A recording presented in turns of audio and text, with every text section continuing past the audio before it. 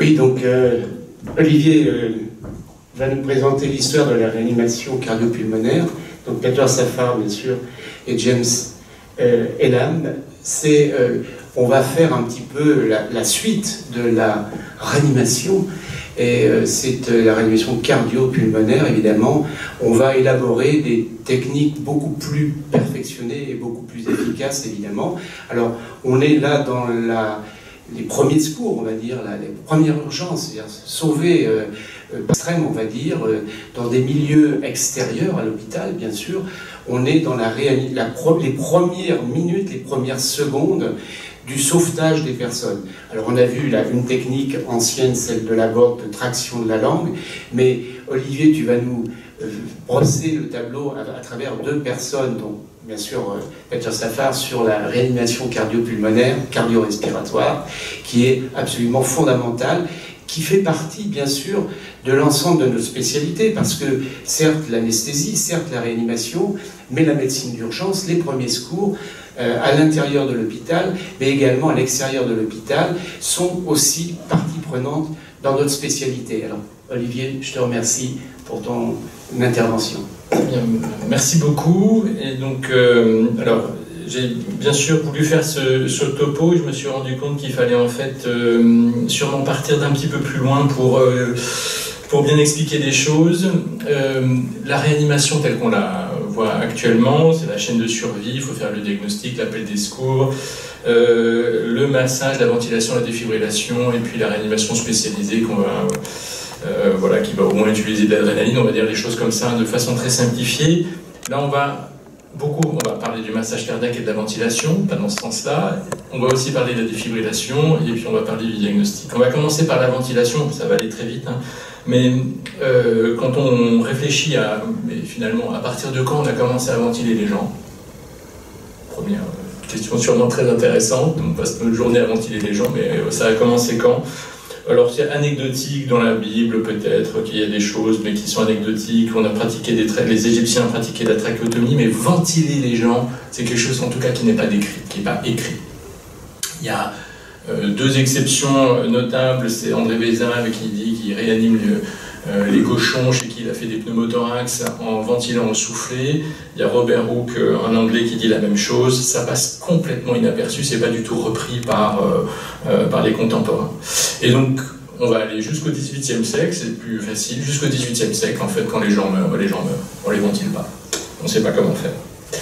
Au XVIIIe siècle, le siècle des Lumières, ce qui est très étonnant, c'est que au XVIIIe siècle, il y a une question qui apparaît, c'est est-ce qu'on est mort, est-ce qu'on est bien mort quand on semble être mort?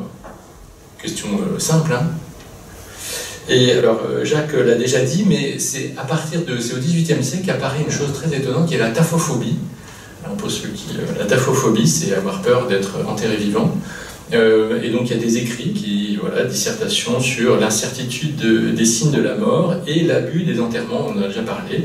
Et donc effectivement, c'est au XVIIIe siècle qu'apparaissent ces cercueils un peu surprenants, où il y a des sonnettes à l'intérieur, et il y a un système pour permettre à celui qui a l'air mort mais qui n'est pas mort de respirer. Donc on vient, vous voyez, c'est très...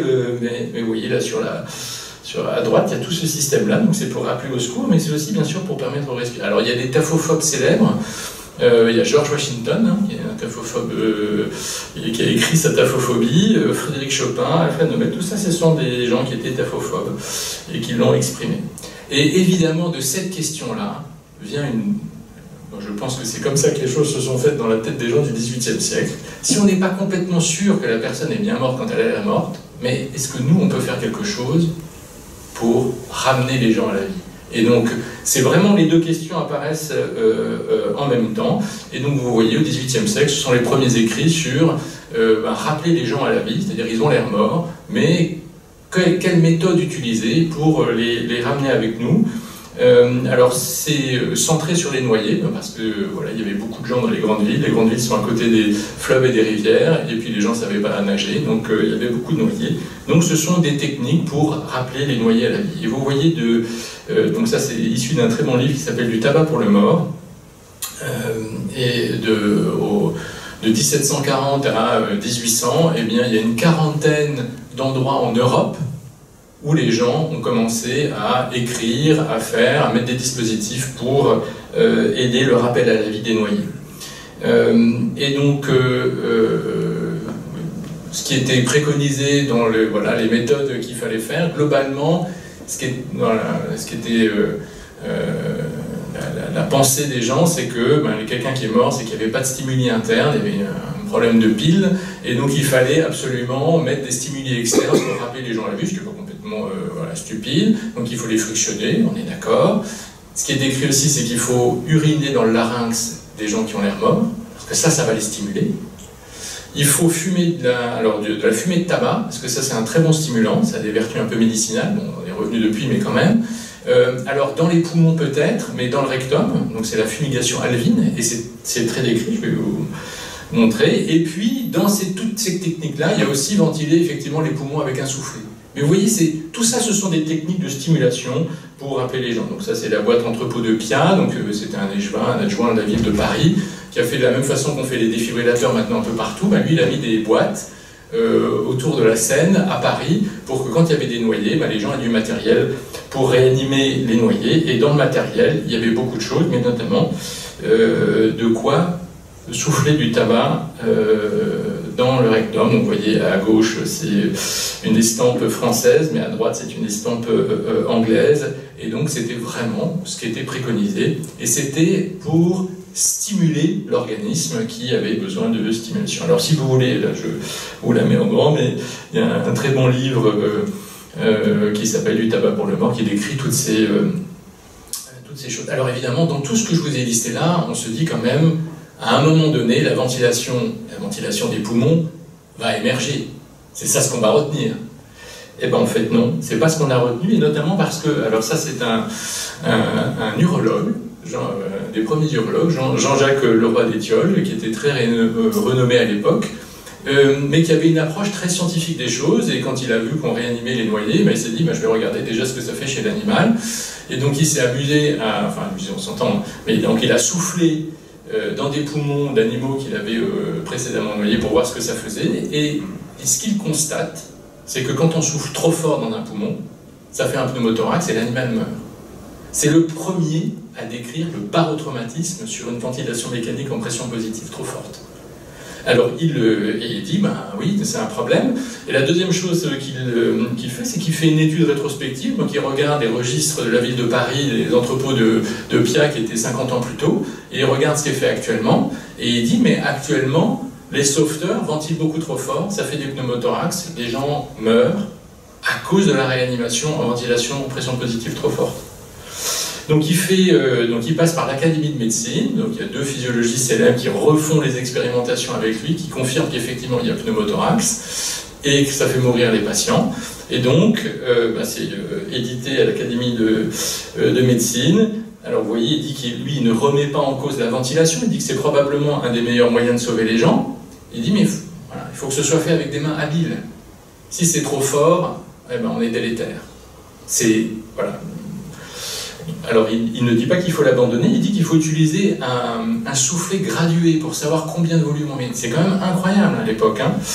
Et donc, voilà, il propose plein de choses, pas d'arrêter la ventilation, mais ce qui est retenu à l'époque, c'est qu'en fait, la ventilation mécanique en pression positive est délétère pour les poumons, et donc on ne va pas la faire. On arrête de la faire. On arrête, en tout cas, dans beaucoup d'endroits, on dit qu'on ne fait pas la. Et donc, on décrit, voilà, donc ça, on continue à tâtonner. Donc ça, c'est la méthode de Sylvester à gauche. La méthode de Schaffer, donc c'est en décubitus dorsal, en décubitus ventral, pour aider les gens à ventiler. Vous voyez que c'est peu efficace, donc on tâtonne encore. La méthode d'Eve, donc cette fois-ci on fait respirer les gens par un mouvement de bascule, donc ce sont les viscères qui vont déplacer le diaphragme, et c'est le diaphragme qui va faire le travail. Vous voyez, plein de choses. Le Porton Resuscitator, donc ça, à ma connaissance, il n'y avait pas de valve, donc c'est une machine à réinhaler le CO2. Il y a bien sûr le tracteur de langue de Laborde. Vous voyez, plein de choses qui sont faites pour se dire mais comment est-ce qu'on fait. Alors il y a le pulmotor, donc ça c'est en Allemagne, qui est une des premières machines en pression positive, et donc ça a insufflé de la pression lors de l'insufflation, c'était de la pression positive, mais lors de l'exsufflation, c'est de la pression négative, ça a aspiré. Et donc, alors ça a été pas mal utilisé mais il y a eu une controverse parce qu'on disait mais finalement ça marche pas très bien. Alors ça aide, etc., etc. Mais évidemment, si vous faites de la pression négative lors de l'exsufflation, on imagine que ça fait de l'atelectasie. Et puis c'était aussi une idée en cours dans l'anesthésie, on va y revoir, c'est qu'il fallait adjoindre du CO2 pour stimuler la respiration. Parce que comme nous savons tous, le CO2, l'hypercapnie, stimule le centre respiratoire, et donc on ajoutait du CO2 pour que les gens soient... Voilà. Donc ça tâtonne un peu dans tous les sens, et en même temps, c'est le 19e siècle, et bien l'anesthésie, on ne va pas faire le... Mais très rapidement, vous voyez, ça c'est un des premiers livres sur l'anesthésie, 15 ans après, avec l'appareil de Clover, qui portait en bandoulière, les inhalateurs, et dans le même livre, évidemment, apparaît, les techniques sont décrites, les techniques de réanimation, c'est-à-dire quand on a donné trop d'éther, trop de chloroforme, comment on fait? Eh bien, on fait voilà, la technique de Sylvester pour imprimer des mouvements respiratoires. Donc ça, c'est... on continue, ça c'est de l'Überdruck narcose, c'est-à-dire de l'anesthésie en pression positive. Donc il y a ces idées-là qui sont faites, mais qui ne sont pas très bien retenues à l'époque. Voilà. On va passer rapidement, mais on continue à tâtonner, parce qu'on se dit quand même qu'il y a un problème d'oxygène, donc on va donner de l'oxygène en sous-cutané. Il y a une machine pour donner de l'oxygène en sous-cutané. Et assez intéressant, donc ça c'est la chambre pneumatique, donc c'est pour faire de l'anesthésie. Et donc en fait, vous voyez, le chirurgien est, bon là c'est un animal, mais vous avez la même chose ensuite, ça c'est un bloc opératoire. Donc le patient est là, avec le chirurgien qui est de côté qui l'opère, donc il opère le corps bien sûr, et la tête sort ici, et sort en dehors de la chambre qui est dépressurisée de manière cyclique. Donc c'est un poumon d'acier géant, si vous voulez, avec le chirurgien qui est dedans. Donc lui, le chirurgien, voilà, il n'y a pas de problème pour respirer. Par contre, le patient qui a la tête en dehors de cette chambre pneumatique, eh bien, va pouvoir respirer au gré des variations de la pression dans la chambre. Et donc ça a été fait en Allemagne et puis un peu aux États-Unis. Et donc vous voyez que globalement, ça tâtonne et on n'ose pas vraiment ventiler les poumons en pression positive parce que notamment on s'est aperçu que c'est quand même difficile de savoir doser. Et puis pour l'anesthésie, en tout cas, ce qui est beaucoup décrit à l'époque, c'est que non seulement l'hypoventilation est tolérée, mais c'est même recherché. Un malade bien endormi doit être un peu cyanosé, comme ça on est sûr qu'il faut qu'il respire un peu, mais s'il est cyanosé, ça va, bien sûr, la capnie, on n'en parle pas. Même de temps en temps, on va rajouter un peu de CO2 pour stimuler les centres respiratoires. L'intubation orotrachéale et la ventilation en pression positive, c'est très décrié, c'est peu utilisé. Peut-être un peu plus chez les anesthésistes qui vont s'occuper de la chirurgie thoracique, mais pas tellement en fait. Hein. Donc il y a beaucoup d'anesthésies qui sont faites en ventilation spontanée, avec bien sûr bien beaucoup d'hypoventilation et ce qui se passe avec. Alors, le phénomène de rencontre, eh bien, ça va être l'épidémie de polio. Alors, on ne va pas revenir là-dessus, mais aux États-Unis, ça frappe d'abord les États-Unis, donc beaucoup d'insuffisance respiratoire aiguë et subaiguë. Donc on ressort, donc ça c'est la méthode d'Eve, hein, toujours la même, c'est-à-dire que vous mettez sur un lit à bascule, les gens qui ont du mal à respirer, eh bien ce sont les mouvements des viscères qui vont aider le diaphragme. Donc évidemment il faut passer une partie de sa journée sur le lit à bascule. Et aux États-Unis, cette idée de ventilation en pression négative est développée. Et donc c'est là que les poumons d'acier commencent. Et c'est la technique qui va être utilisée dans les années 1920-1940 pour aider les gens à respirer. Et bien sûr, avec la force industrielle des Américains. Donc là, vous voyez, c'est un des plus gros centres de prise en charge des poliomyélytiques aux États-Unis. Et là-dedans, enfin, je les ai comptés, il y a 32 poumons d'acier sur un respirateur. Donc il y a des petits pour les enfants, des grands pour les adultes, etc., etc. Il y a des lits sur les côtés parce que bien sûr, ils passent quelques heures dans le poumon d'acier. C'est un peu l'équivalent de la VNI. Hein. Donc on passe quelques heures là-dedans, on sort du poumon d'acier, on fait quelques pas, on est dans le lit. Enfin voilà. Et donc c'était ça la ventilation de l'époque. Le révolutionnaire, c'est notre collègue anesthésiste danois Björn Imsen, qui, pour faire face à la pire épidémie de poliomyélite du monde, eh bien, a proposé de faire ce que lui faisait dans son bloc de chirurgie thoracique, c'est-à-dire de la ventilation en pression positive. Il l'a fait et il a démontré que, voilà, à Copenhague, bon, ils avaient un poumon d'acide, donc de toute façon c'était un peu limité, mais il y avait 90% de mortalité sur cette épidémie à Copenhague, et en faisant de la ventilation pression positive, eh bien, il a ramené cette mortalité à près de 10%. Et donc non seulement il sort la technique, mais ensuite il dit, bon ben voilà, maintenant si on veut s'organiser, c'est la création de 90 lits de réanimation. Donc tous les patients qui le nécessitent sont trachéotomisés, sont ventilés à la main par des étudiants en médecine qui se relaient 24 heures sur 24. Donc ça c'est vraiment l'invention de la réanimation, c'est un anesthésiste qui prend une technique qui est peut-être même encore du côté de l'anesthésie un peu confidentielle, mais qui la met au bout du jour. Donc on arrive en 1952 à dire, bah oui c'est la pression positive, non seulement c'est ce qu'il faut faire.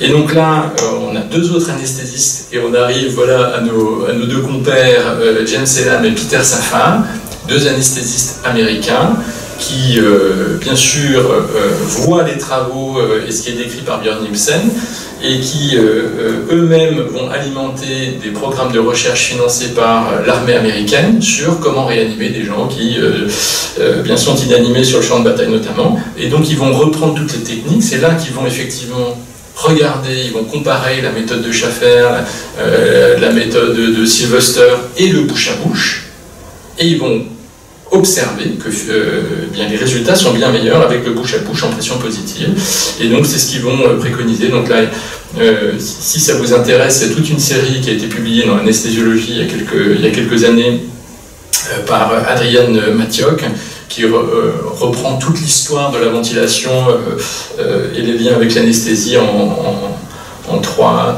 articles qui sont vraiment excellents. Donc voilà, donc on a la ventilation, ça a mis énormément de temps à émerger, mais à partir du moment où Björn Nielsen dit ben oui, ça aide les gens, et bien vous voyez que Peter Safar et James Elam vont dire ben, effectivement c'est ce qu'il faut faire, et donc on a le bouche à bouche. Ok, ça c'est bien fait. Maintenant il reste le massage. Et donc pour le massage, et ben là encore, vous voyez quand on décrivait tout ce qui se passait pour les noyés, on ne massait pas les gens, on ne faisait pas de massage cardiaque, ça n'existait pas, ce n'était pas décrit de cette façon-là. Probablement avec les mouvements, enfin bon, mais en tout cas il n'y avait pas de massage. Les premiers à faire un massage cardiaque, ce sont des chirurgiens qui, lors des accidents d'anesthésie, et notamment avec le chloroforme, eh bien, à cette époque-là, on a réussi à faire la différence entre un arrêt cardiaque dû à un arrêt respiratoire et un arrêt cardiaque des nouveaux, et c'était notamment le cas avec trop de chloroforme, et donc le chirurgien, comme d'habitude, avec un bistouri en main, qu'est-ce qu'il fait? Eh bien, il continue à couper, il prend le cœur, il va masser le cœur à la main. Et donc ces techniques-là sont apparues au début du XXe siècle avec des succès relatifs, mais donc vous voyez, voilà, s'il y a un arrêt cardiaque lié à un accident d'anesthésie, eh ben, le chirurgien masse le cœur en faisant un abord chirurgical. Donc vous voyez, c'est très bien décrit. Alors il y a trois voies. La voie sternocostale qui était la plus utilisée, mais enfin il faut faire une sternotomie, donc un pneumothorax. Donc évidemment c'est pas très bien, surtout qu'à l'époque on ventilait pas les gens en pression positive. Hein.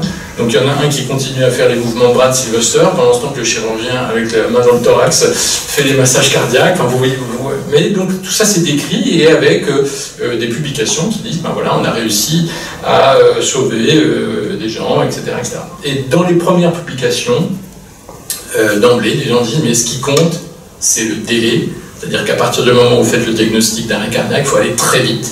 Parce que si vous avez une dilatation, si vous attendez 8 minutes, eh bien, vous n'aurez pas de récupération neurologique correcte. D'emblée, cette pronostic neurologique est donné. Alors évidemment, le massage cardiaque interne, c'est bien, mais les gens disent, ben oui, ça saigne, et puis ça s'infecte. Donc il y a cette réflexion sur comment est-ce qu'on pourrait faire du massage cardiaque, parce que ça, tout le monde était d'accord, mais sans ouvrir le thorax. Et alors là, c'est la sérendipité importante, il faut que j'accélère. Mais c'est en fait une équipe de physiologie. Donc là, c'est un ingénieur qui travaille sur comment faire du choc électrique externe du cœur. Tout à l'heure, Jacques nous a dit que l'électricité est utilisée de bien des manières, mais là, c'était vraiment sur le cœur. Et donc, c'est l'équipe de Kuvenhoven, j'ai oublié un petit N en haut à gauche. Et en fait, un de ses collaborateurs, qui est Knick Kerboker, a puisque bien sûr ils avaient expérimentalement des animaux avec une pression artérielle, etc., il s'est aperçu que quand il mettait les patchs sur le cœur, quand il mettait les palettes pour pouvoir appliquer le courant, eh bien ce mouvement-là faisait une onde de pouls.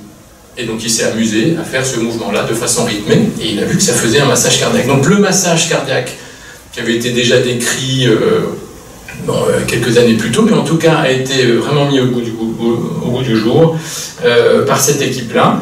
Et donc vous voyez qu'en fait maintenant, on a toute l'histoire de la réanimation cardio-pulmonaire, le bouche-à-bouche, le massage et la défibrillation qui arrivent en même temps. Et Peter Safar, son autre grande action, ça a été de fédérer et de mettre tout le monde, tous les experts autour d'une table. En fait, la première conférence de consensus sur la réanimation cardio-pulmonaire, c'est Peter Safar en 1960. On a là le round table qui a été...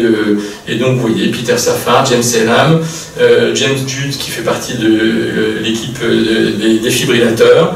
Et donc, ils ont édité leur première recommandation sur, alors c'était d'abord ABC, mais c'est devenu, c'est vraiment les prémices de la chaîne de survie. Vous voyez qu'ils étaient déjà, c'était déjà assez élaboré, en tout cas ça ressemble énormément à ce qu'on a eu. Alors on a eu plein de choses avant, un peu loufoques, mais voilà, à partir de 1950 et donc là maintenant 1960, les choses sont assez claires. Il y a des recommandations qui vont devenir internationales sur comment faire la réanimation cardio-pulmonaire. Voilà, mais écoutez, c'est en 20 minutes, j'espère ne pas avoir trop survolé le sujet, mais en tout cas, c'est vraiment pour... je pense vraiment que c'est la conjonction de l'anesthésie et notamment de l'épidémie de poliomyélite, qui a permis de fusionner un certain nombre d'idées et de mettre les choses dans le bon sens. Voilà, je vous remercie pour votre attention.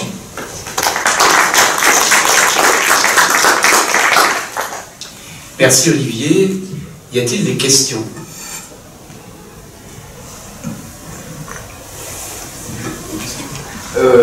En ce qui concerne le bouche à bouche, dans les vieux bouquins, on disait que une cause d'échec du bouche à bouche, c'est le dégoût du sauveteur.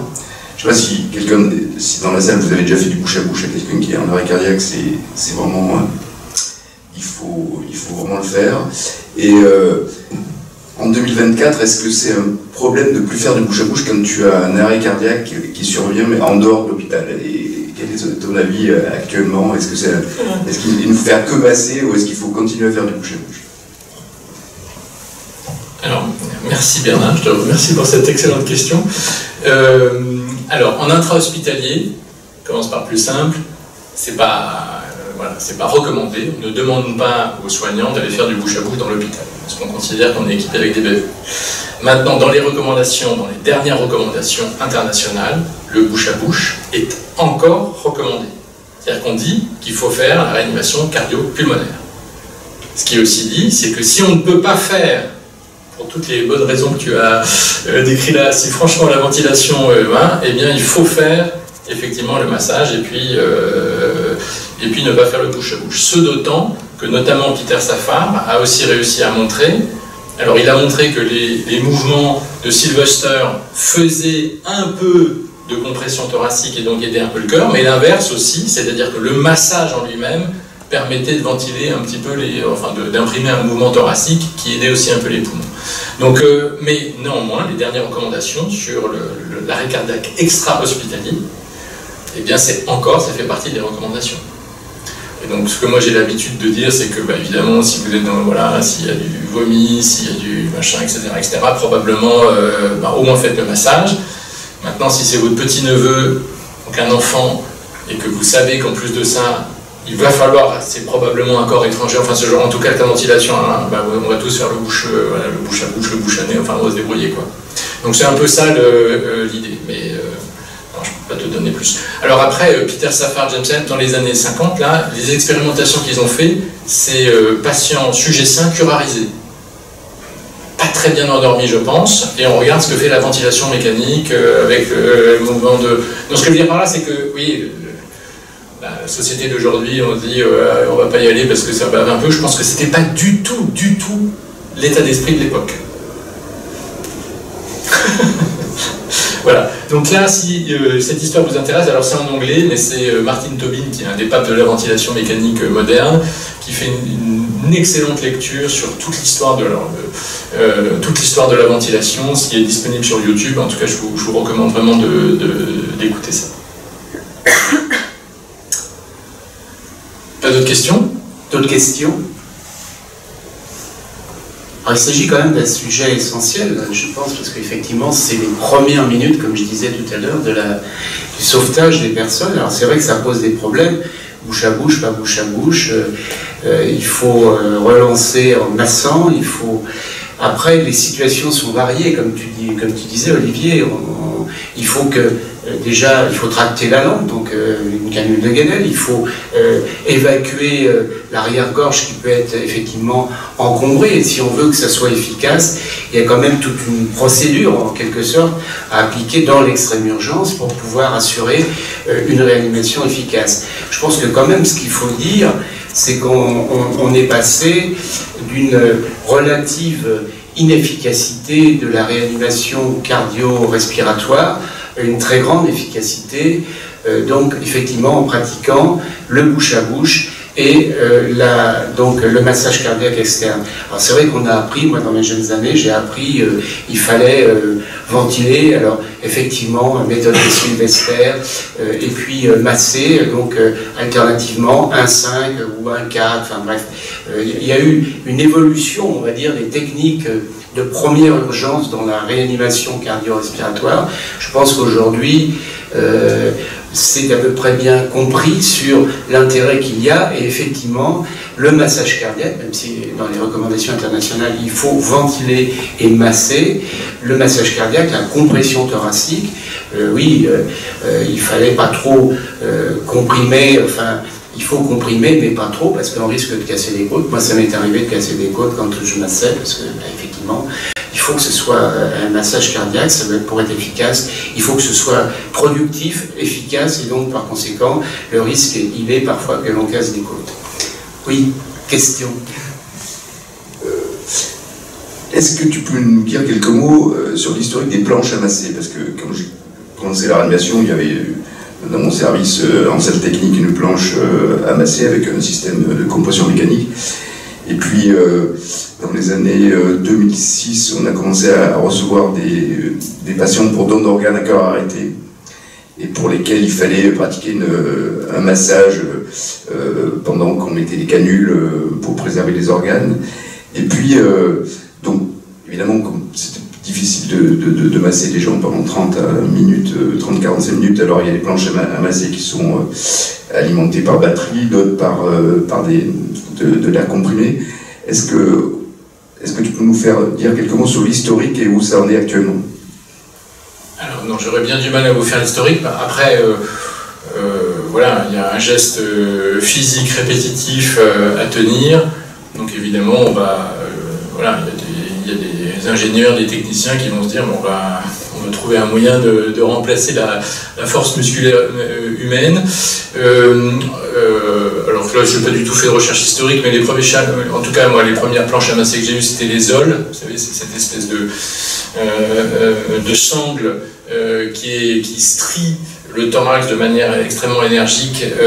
Alors ça, en tout cas, il y a beaucoup de... C'est pas simplement des côtes à casser qui sont... De toute façon, on casse toujours des côtes en faisant un bon massage, mais non, mais là, il y a des plaies hépatiques qui ont été décrites, et des plaies pulmonaires. Enfin bon, voilà, il y a la zole, même si elle est encore utilisée, il faut sûrement bien la positionner.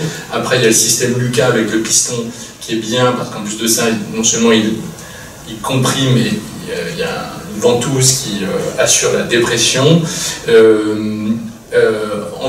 Il faut bien sûr regarder la littérature et suivre la littérature, mais en tout cas, les dernières études sur ce dispositif-là et les dernières recommandations ne disent pas que c'est impératif d'utiliser les machines à masser. On peut très bien faire à la main. Un bon massage cardiaque par des gens qui sont bien entraînés va être aussi efficace qu'une planche à masser. Mais tout est... c'est ce que tu disais, c'est-à-dire qu'évidemment, s'il faut masser pendant 3/4 d'heure, ben déjà ça va vous occuper il faut avoir des bons réanimateurs ou réanimatrices, hein, mais en tout cas des gens qui vont bien faire le massage et qui vont se relayer. On est tous d'accord pour que vous mettez en place le LUCA, ben vous avez un massage de qualité, vous vous en occupez plus.